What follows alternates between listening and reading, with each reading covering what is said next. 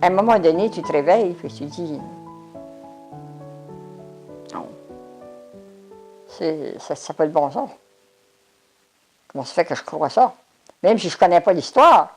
Il y en a qui perdent la foi puis ils ne connaissent pas l'histoire. Pourquoi ils perdent la foi? Ben, c'est pas justement. Ils se rendent compte du ridicule de bien des choses, puis qu'ils font de l'argent avec. Puis quand on pense, c'est des inventions, c'est du mensonge, puis qu'on ne dénoncerait pas ça. Puis pourquoi moi n'aurais-je pas le droit de dénoncer ça? Hein? C'est briser une vie. C'est briser une vie. Je ne peux pas regretter les biens que j'ai faits chez Pissards des pauvres. Ça, on ne peut pas regretter les biens qu'on a fait. Je suis contente de l'avoir fait. Mais par contre, mes 5 ans chez les Carmélites, c'est du temps perdu. Absolument perdu. Que j'aurais pu faire bien d'autres choses. J'étais encore assez jeune à ce moment-là. J'aurais pu me marier pour avoir des enfants. Moi, j'adore les enfants. Hein. Mais voilà, on ne peut pas revenir en arrière.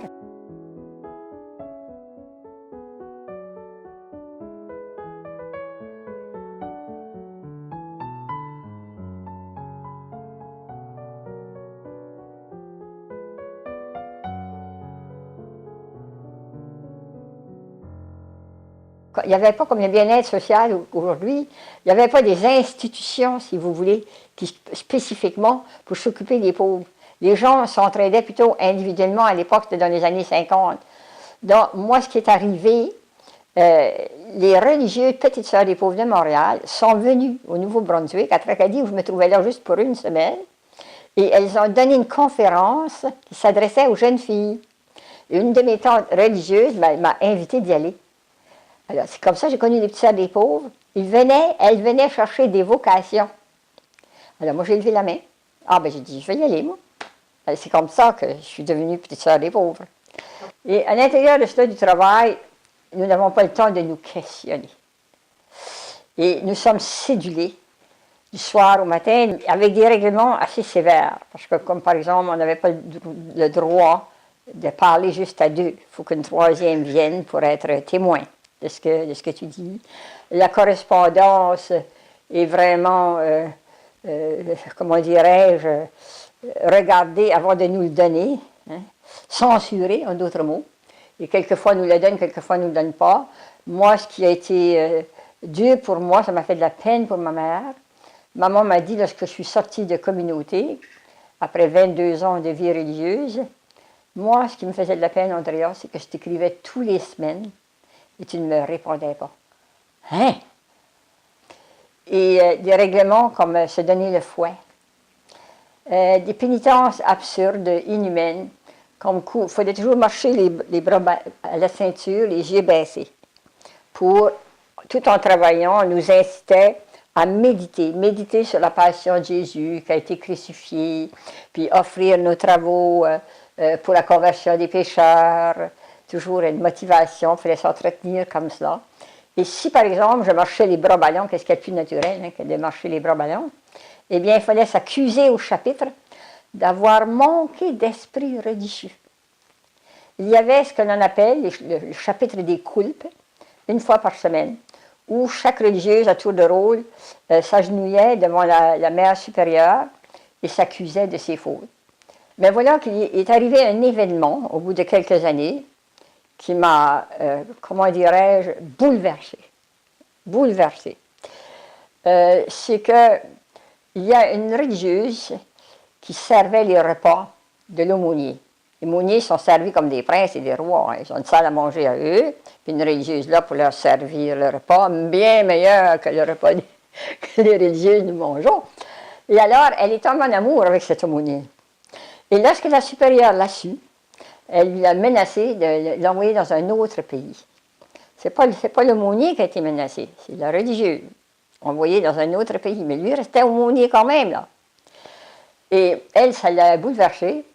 Et moi, nous couchions dans un dortoir commun avec ce qu'on appelle des alcôves, c'est-à-dire que nous étions séparés juste par un rideau, puis on couchait sur une paillasse. Et puis, quand je me suis levée le matin, j'étais en face d'une petite fenêtre pour faire ma toilette. Qu'est-ce que je vois?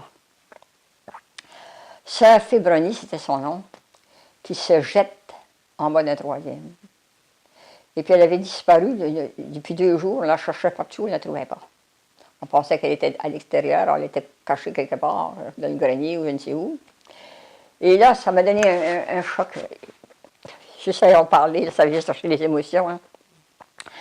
Émotif. Alors, je suis allée à l'alcôve de la supérieure, puis j'ai dit, ma mère, ça fait brûler, hein, si je tombe. Fait que la mère supérieure a dit, dites rien, et j'y vais avec la sœur assistante. Sous l'effet du choc, après, c'était la demi-heure de méditation, là où on va. Je me tenais après mes 2 barreaux de chaise, parce que sous l'effet du choc, je me sentais poussée. Allez, moi aussi, me jeter en bas de la galerie. L'effet du choc. Alors, je dis, à un moment donné, j'ai frappé la porte de la supérieure, et j'ai dit, ma mère, moi, j'ai dit, ce choc-là, je ne m'en remets pas. Hein. Je la vois toujours partout dans la maison, tout ça. Là. Moi, je veux m'en aller d'ici, je ne suis plus capable. Je ne la voulais pas, évidemment. Hein. Au bout d'1 mois, l'évêque est revenu. Et puis lui-même a dit à la supérieure, j'ai fait des démarches. Parce qu'entre-temps, l'aumônier lui a dit, j'ai fait des démarches, les carmélites sont prêts à la recevoir, elle peut aller chez les carmélites. Bien, je me suis dit, c'est le moyen à prendre pour moi pour retrouver ma paix intérieure. Ma paix de l'esprit, ma paix intérieure, c'est pour me retrouver. Et c'est pour ça que je vais passer chez les carmélites. Mais, c'est là que je me suis réveillée, chez les carmélites.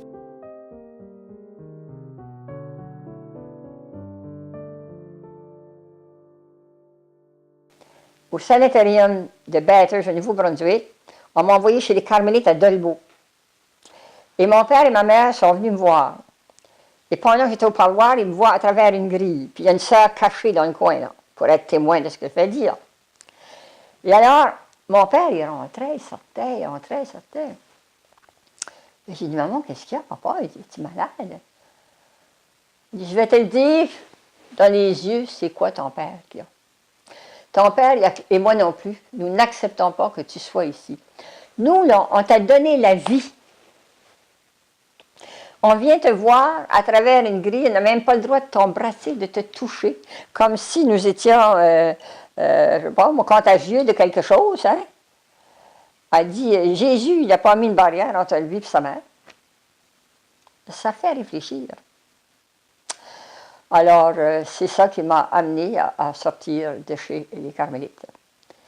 Et aussitôt sorti, moi, je veux savoir qu'est-ce qui est vrai et qu'est-ce qui n'est pas vrai. Pour cela, il faut que j'aille aux sources. Alors, ma famille était bien contente. Ils m'ont acheté des livres par des historiens, Hans Kuhn, Jérôme Mordia, Jérôme Prieur. Ça, c'est 2 historiens français là, qui ont sacrifié 5 ans de leur vie pour les études de la Bible. Ils sont allés en Terre Sainte et autres. Et leur conclusion, ce n'est pas moi qui la donne, non. Ce sont leurs mots qu'ils ont écrits. C'est de la fabrication. En tout cas, en allant aux sources des historiens, j'ai compris les religions, toutes les religions, c'est des inventions. Donc, c'est basé sur le mensonge d'hommes. C'est quand tu commences à avoir des doutes. Nous sommes tellement endoctrinés qu'à un moment donné, on se pose la question, c'est peut-être moi qui n'ai pas correct. Donc, je vais consulter. Et le père Benoît Lacroix, je ne sais si vous le connaissez, un Québécois très connu au Québec, qui a beaucoup écrit, il donnait des conférences des communautés religieuses et au Vatican. Et c'était un professeur à l'Université de Montréal. Comme j'avais entendu beaucoup parler, je suis allée le voir. Je m'en souviendrai toujours. Il était assis là, bien à côté comme ça. Puis je lui ai dit, mon père, j'ai dit, moi je viens vous voir parce que je me demande si c'est le diable qui est après moi. Moi, là, je ne suis plus capable d'aller à la messe. Je ne crois plus à ça. Telle raison. Mais comme ça, il me regarde. C'est le Saint-Esprit. Ah oui, c'est le Saint-Esprit. Ah ben, si le Saint-Esprit, ça me soulage pas mal. Ça veut dire que je suis correct. Il dit, oui, moi, je pense comme vous. Mais moi, je ne peux pas le dire. Parce que si je le dis, là, moi j'ai 50 ans, là, être dans la rue, je vais faire quoi? Pas une scène, je vais dans la rue. Quand je suis sortie de communauté, là, moi, j'ai sorti, j'avais rien, là. Lui, ce serait pareil. Il dit, écris. J'avais jamais pensé à ça, écrire, moi.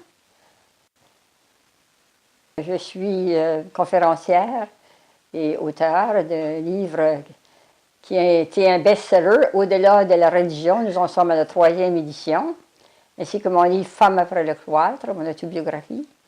Et le 3e, L'essence de la vie, qui explique la spiritualité laïque positive. Bien, le sens de la vie, c'est d'embellir le présent. Et ce qu'il y a là, c'est pas pour un après qui n'aura peut-être pas, qui n'aura sans doute pas. Vous voyez, là? Moi, je trouve que ces gens-là, pour l'avoir vécu moi-même, nous sommes dans un monde vraiment illusoire. La vie est pleine de sens. Le sens de la vie est en la vie elle-même.